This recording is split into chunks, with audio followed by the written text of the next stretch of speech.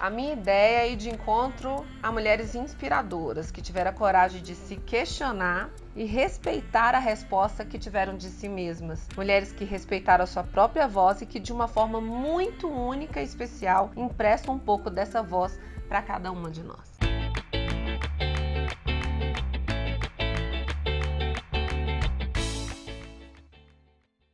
Gente, hoje eu tô aqui do lado da mulher que faz da vida uns negócios que mais existe na minha vida, no meu lazer, que é vinho.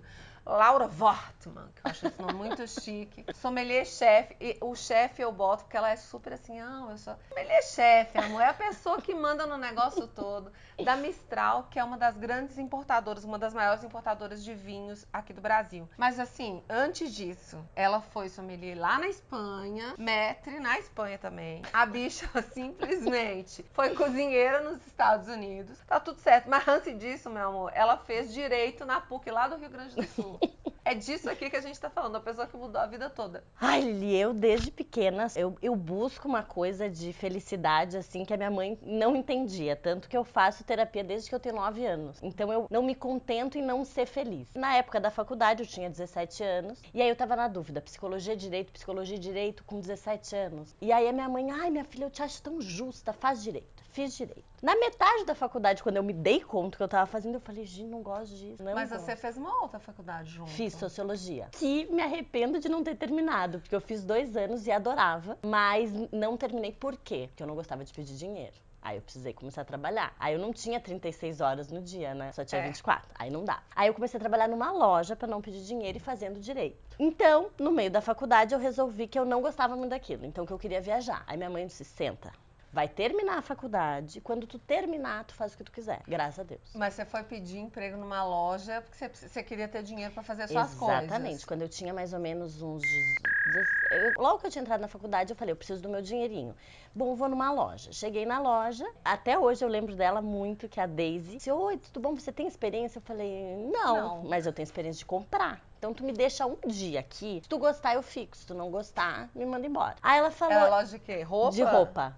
De roupa jovem, assim. Eu acho que ela me achou tão petulante que ela disse, tá, a primeira coisa que eu fiz, eu vou pro estoque, vou desmembrar esse estoque, porque normalmente as pessoas vendem o que tá na coleção daquele momento. Desmembrei o tal do estoque, barará. E aí a criatura chegava lá e dizia, eu quero uma calça rosa. Na coleção não tinha, mas eu lembrava que tinha no estoque. Resumo, comecei a trabalhar na loja, sangue nos olhos, e aí eu era ponta de venda o tempo inteiro, a Daisy ficou encantada comigo e me deixou lá. Só que eu queria viajar, né? Era por isso que eu tava trabalhando. Esse era o objetivo de ter dinheiro, né? Exatamente. Mas você sabe que eu acho que esse trem de ter um objetivo pro dinheiro que você quer ganhar, não o dinheiro por ele mesmo. Exatamente. Bota esse sangue no olho num lugar muito mais nobre, num lugar muito mais legal, porque o dinheiro por ele mesmo, gente, se não for pra comprar uma experiência, se não for pra te comprar mais vida, não faz muito sentido. Tanto que eu tenho um problema quanto a isso, né? Eu tenho um problema de guardar dinheiro. Eu vivo o dia e sempre foi assim. E eu tinha uma amiga, muito amiga, que os pais moravam na Bahia. Aí eu combinei com a Daisy que eu trabalharia até dezembro, Natal, papapá.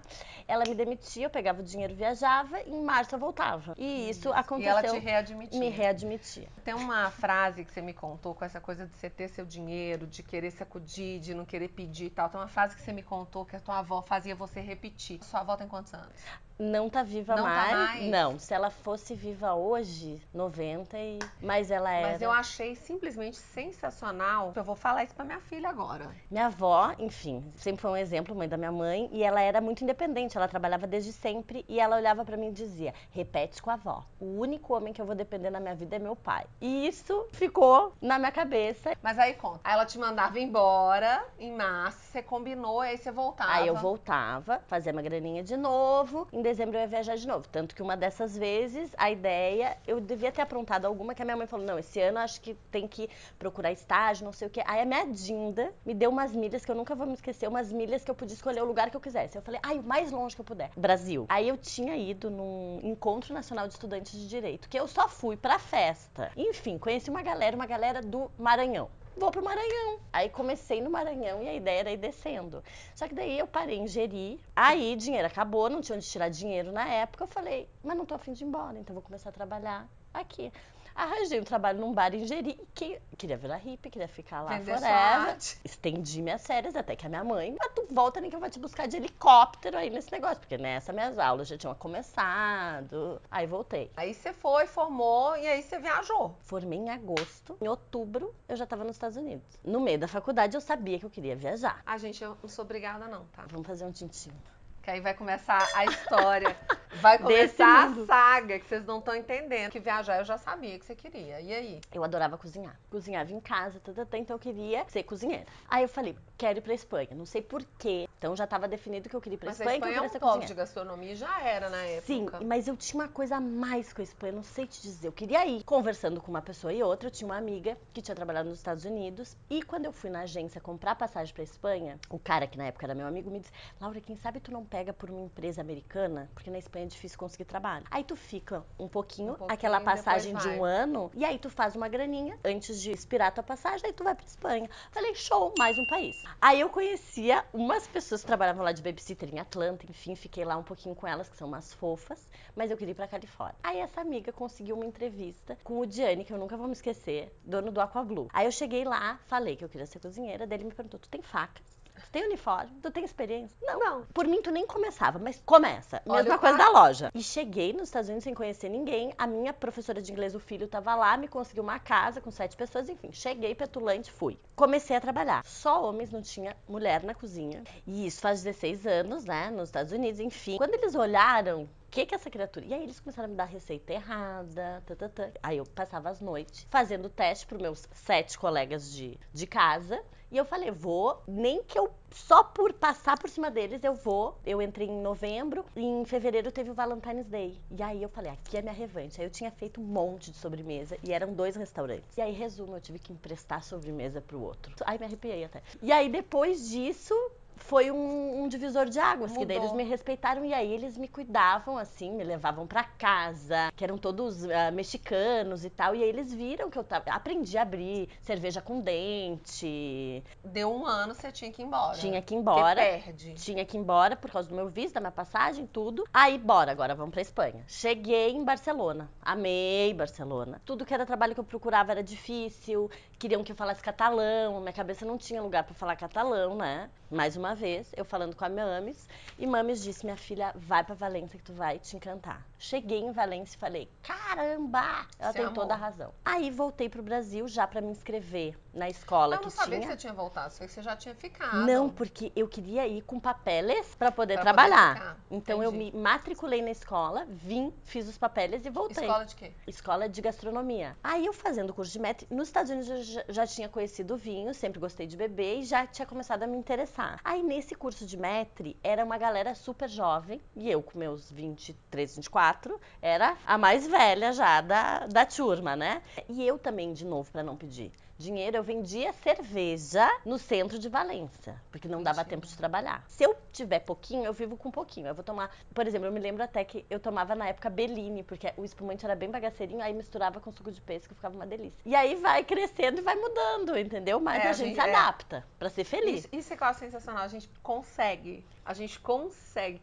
Quem construiu uma história, né, de vida que foi indo, que essa construção de paladar é a construção da vida também. Total. Eu sempre faço essa referência de comida, de bebida, de construção com a vida da gente, porque é a mesma coisa. Total. Aí chegou a hora do estágio. E aí nisso eu já conhecia, já tinha ouvido falar de uma mulher incrível, que é minha gurua, minha chefe, foi minha professora, que se chama Manuela Romeralo. Ela é uma super... Manuela, o que? Fala devagar. Manuela Romeralo. E ela é uma das mulheres mais incríveis, mais fortes, mais tudo que eu conheço. E aí ela era uma super sommelier na época, eu falei que eu queria trabalhar com ela. Consegui o estágio no restaurante que ela trabalhava na época. Isso foi que ano? Isso foi 2004, 2004 para 2005. Tá. Aí cheguei no restaurante, um restaurante chiquetérrimo, lindo, maravilhoso. E aí eu me lembro que a primeira coisa que ela falou pra mim, nós temos uma carta de águas. E eu mega ignorante, achando, sei lá, de aguardente, né? A mulher tinha, tipo, 48 águas diferentes. Água mineral? Água mineral. Então ela não é só especialista em vinho, ela é especialista em destilados, em águas.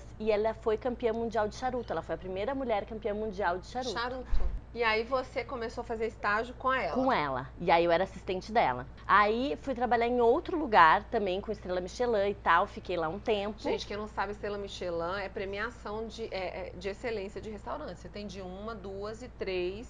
Tipo, pra você conseguir estrela Michelin, é uma série de critérios. Você tem que ter constância, o lugar tem que ser incrível, a comida tem que ser boa, o atendimento tem que ser excepcional. É tipo, é o fino do fino. Enfim, fui trabalhar no outro restaurante, mas ela sempre dizia, e eu sempre tendo aula com ela, sempre em contato com ela me dizia, daqui um pouco eu vou ter um projeto pra ti. E aí quando eles abriram um outro restaurante, ela me chamou pra ser sommelier desse restaurante. Mas você chegou a fazer um curso de sommelier? Fiz, Você fez e ela era minha paralelo a esse professora. estágio. Sim, Aí você foi trabalhar no restaurante dela? Fui. Na verdade, eu comecei o estágio com ela quando eu tava fazendo o de maître. Sim. Aí nisso eu comecei a fazer o de sommelier. Ela abriu o restaurante e te chamou Exatamente. para ser sommelier. Só que nisso se passaram quase 7 anos. E fui indo. Mas aí eu fui criando a minha profissão lá.